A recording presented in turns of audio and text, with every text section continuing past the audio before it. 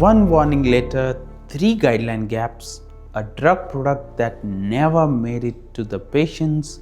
We have seen this pattern more than once. A sponsor who had the chemistry right but mapped their ENL data to only one of the 3 major regulatory frameworks. The other 2 were addressed only in passing. The agency noticed a complete response letter, a 12-month delay. Hello, I'm Raghuvar Singh Parmar, Director Scientific Affairs at Resolve Mass Laboratories, and we work with pharma and biotech teams to build ENL programs that satisfy the fully regulatory landscape.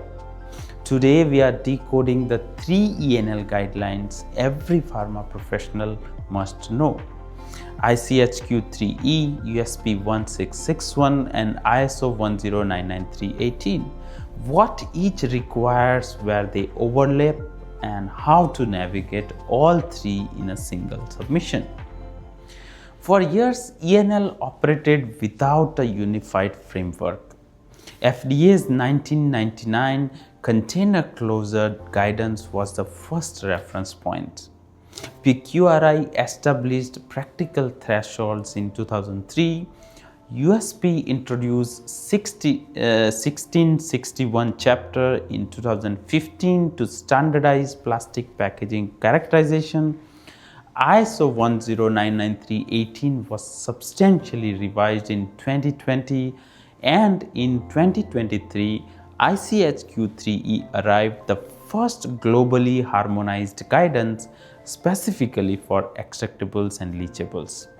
Most teams know one of these documents well and others only by name.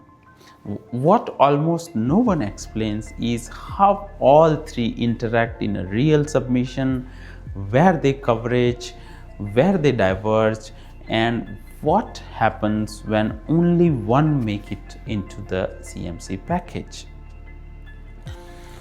Let's start with ICH-Q3E, the primary compass for ENL programs submitted to FDA, EMA, and PMDA or any other major regulatory authorities.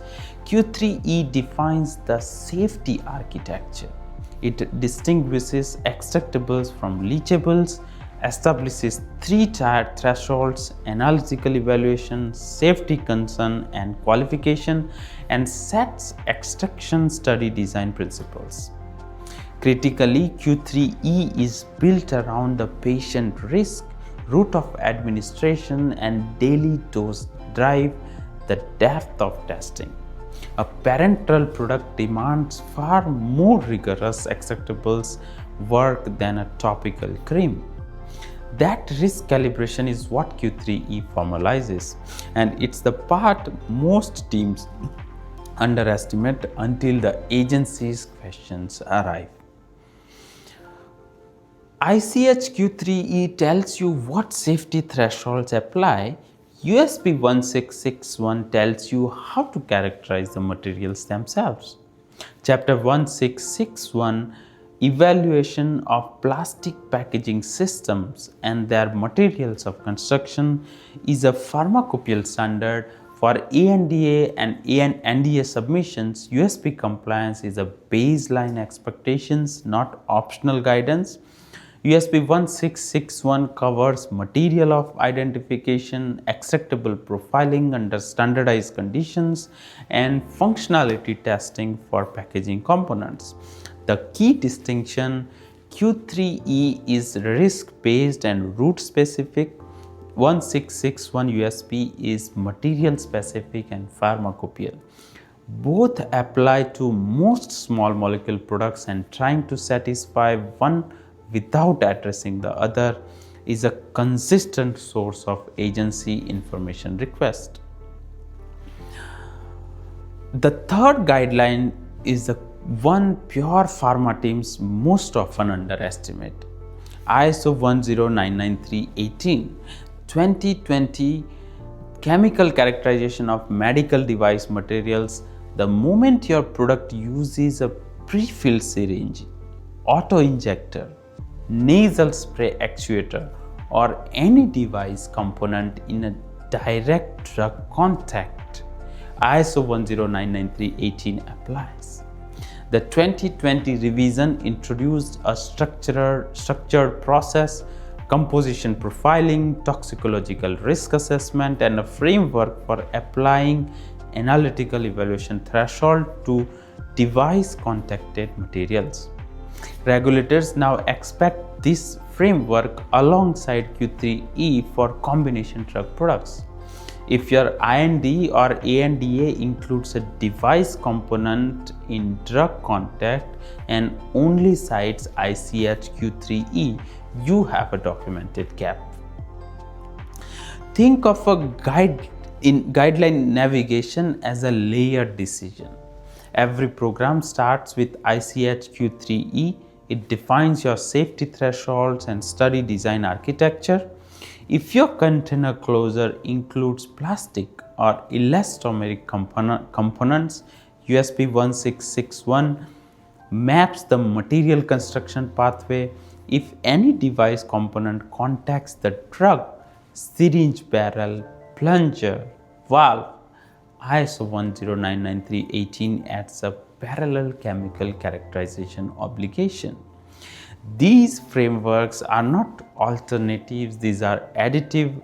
Teams that understand this early build one consolidated extraction study that satisfy all three. Teams that discover the gap at CMC stage run additional studies under time pressure and often file late. At Resolve Mass, we have supported sponsors through ENL deficiencies that trace directly to these gaps. A combination product where ISO 10993:18 characterization was absent, covering the vial and stopper but not the auto-injector housing.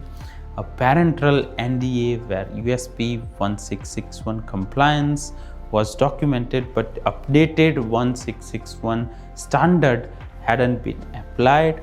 A biologics BLA where leachables threshold were evaluated against 2003 PQRI values rather than current Q3E framework. In each case, the analytical chemistry was sound, the regulatory mapping was the deficiency. Getting the science right while citing the wrong framework is still a complete response letter.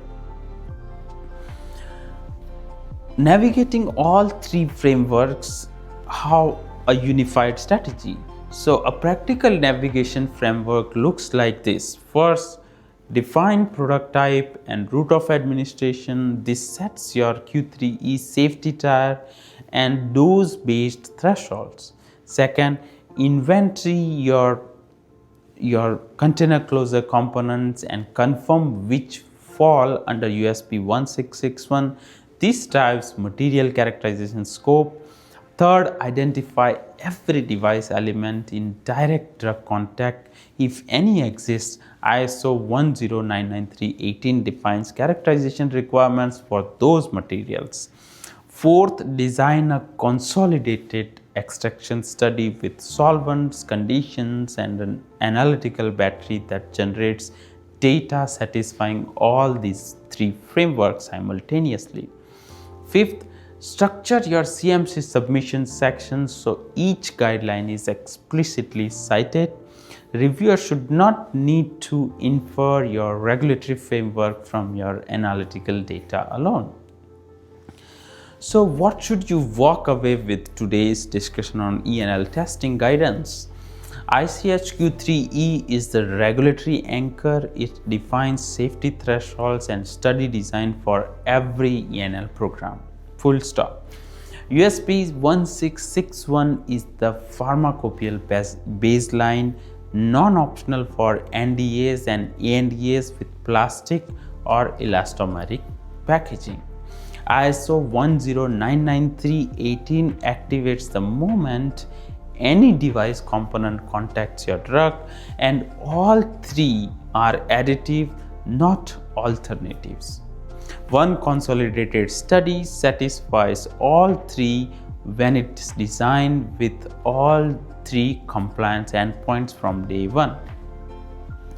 Next up in the In the future ENL videos, we'll discuss how to design extractable studies that satisfy all three frameworks in a single analytical campaign: solvent selection, extraction conditions, and right analytical battery.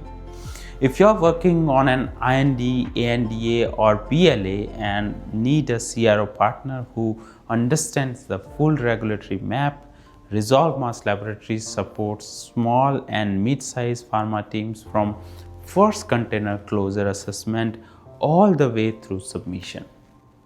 Subscribe this video channel so you don't miss what's coming in the coming videos, and drop a comment with the guideline you find the most difficult to apply in practice. It helps us to understand whether this informative videos help you or not. Thank you so much for watching this session. Until this, goodbye for now and see you in the next one.